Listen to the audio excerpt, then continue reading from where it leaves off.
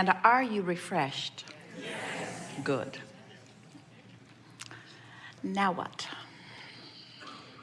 When you say that feeling sexual is being in alignment, and on the other hand, you say don't do an action you don't feel good about, how can someone be in alignment when someone don't feel that they want sexual activity anymore? And they are, if they're in a relationship. Well, let's clarify a little bit what we've been talking about regarding this. What we've said is that what is often thought of as a feeling of sexuality is not different from being in alignment.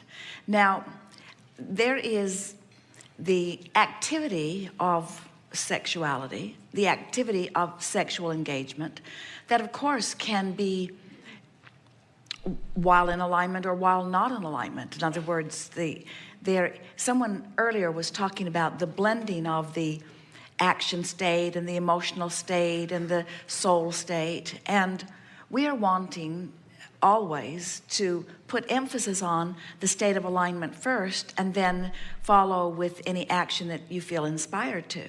And so it is not always accurate that someone in the state of sexual activity is necessarily in alignment. We just want to clarify that.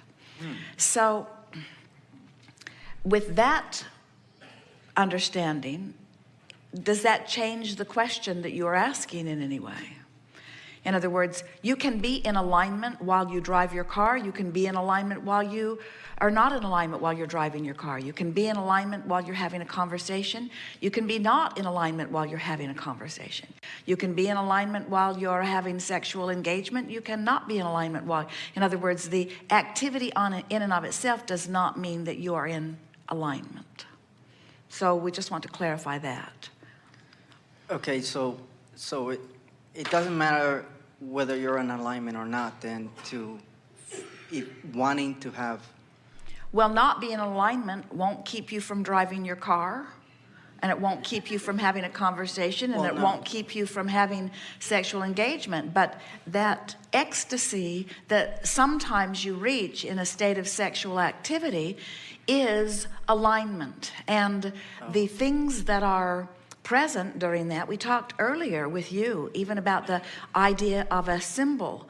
And so often in something like a sexual interaction where two people are focused upon each other or focused upon the idea of the sexuality, often in the midst of that you are distracted from the bills that you're not paying or from the work that you are not enjoying. In other words, often that activity can be a reason to focus, and when you are focusing mutually or collaboratively, there is even greater potential for alignment that is satisfying. But there is no activity in and of itself that leads you of alignment. In other words, the closest thing to an action that we could encourage anyone to do, which is conducive to alignment, is the action of meditation.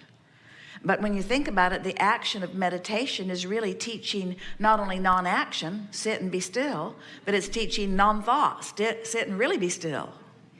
Still your body, still your action, still your conversation, still your mind. So we think we were proceeding with a misunderstood beginning place. Yeah. So now let's get to the heart of the real question, or does the question still exist within you? In other words, well, when you're not feeling it anymore, is there a way that perhaps well, could it be menopause? I don't know. Let's get back to where you began, because there is something valid about where you started and what you were reaching for. First, let us say to you that the assumption that someone is not in alignment, in other words, you could be in alignment and still not want sexual interaction in a moment, because in your alignment you might be being called to something else that's in your vibrational escrow. So let's take this subject, if you can, a little bit apart from the alignment or not alignment, and just get to the basics. What is it that causes someone to no longer be interested in sexuality? Someone who was interested, who wasn't.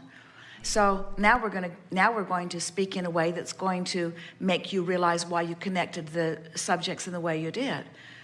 When someone is worried, when someone is fretting, when someone is focused upon many unwanted things, they are often not in the mood for anything that is aligning in nature. There are many reasons that people lose their interest in many things. To keep your interest alive and active, you have to focus on it. And so are you talking about a change in your partner? In other words, someone who was at one time interested in something that she is no longer interested in? Right. And so what can you do about someone else's change in interest? Just in general, what have you heard us say?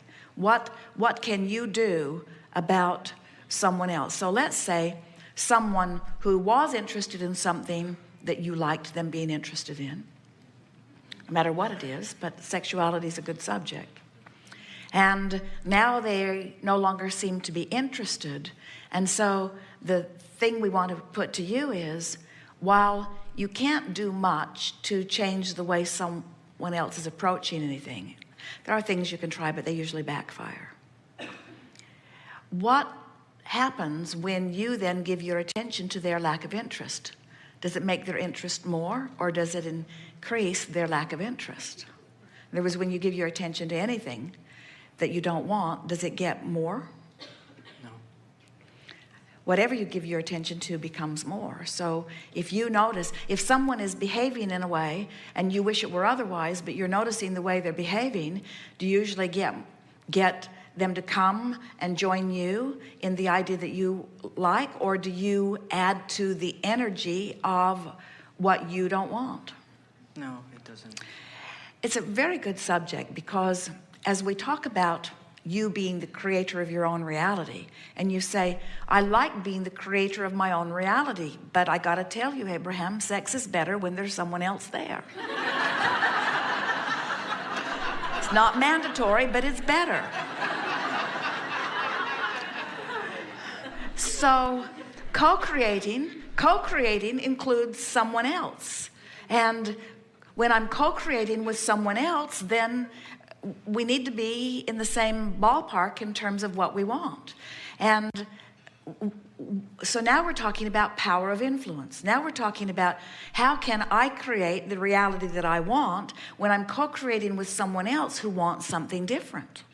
How can I get what I want in an activity that requires another person, and I'm not wanting someone else to do something that they don't want to do, and I'm not, the laws of my environment and even the agreement that I've made says that I won't go somewhere else and have sex with someone else. So what does someone do when they want a cooperative, co-creative partner who doesn't want what they want? And we say the first thing you have to do is stay focused upon what you want, because what almost always happens is, so let's say that you are someone who wants sexual engagement, and let's say your partner, for whatever reason, is not interested. If you can stay focused upon what you want so that your vibration remains in alignment. In other words, if you can keep yourself from being resentful by remembering, or keep yourself from being resentful by imagining, if you can continue to go to the vortex on a myriad of subjects and occasionally bring that subject in with you so that you stay active about something that's important to you, but you manage to keep yourself without resistance, it is our promise to you that you will through the power of your influence and through the power, when you're in the vortex, let's talk about this. We haven't said this today, and this is very important. When you get inside the vortex and you focus upon someone who's not in the vortex, and you're focusing on someone who's not in the vortex doesn't bring you out, it almost always brings them in. Isn't that powerful to know? When you're in the vortex and you focus on someone who isn't, and you're able to stay in the vortex while you're focusing on someone who isn't, by focusing on so many positive aspects of them, you almost always bring them into the vortex. But what happens with so many people is that you're in the vortex, you focus on your partner who isn't or who doesn't want what you want, and then you're out of the vortex. Feeling resentful. And now, when you're out of the vortex, your influence is no greater than anyone else's who's out of the vortex. Now you're just sort of banging around. Well, not really. Now you're just sort of out there having the uncomfortable, not wanted experience, yes? Right. Thank you. That really helps a lot. Oh, it is a wonderful thing when you're in the vortex and you're in alignment and you feel the power of your influence, because it is our promise to you that your partner adores that feeling of sensuality. In other words, it is not logical to not like that feeling of alignment.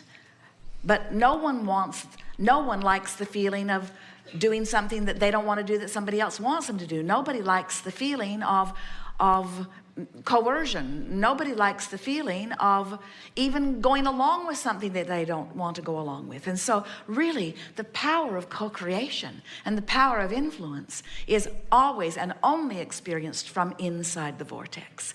And what makes people assertive, what makes people overbearing, what makes people hard to live with, what makes people problematic, what makes people try to conquer, we're talking about even individuals or governments, is being outside the vortex, feeling the absence of their power or influence because they're outside the vortex and all the power is in the vortex.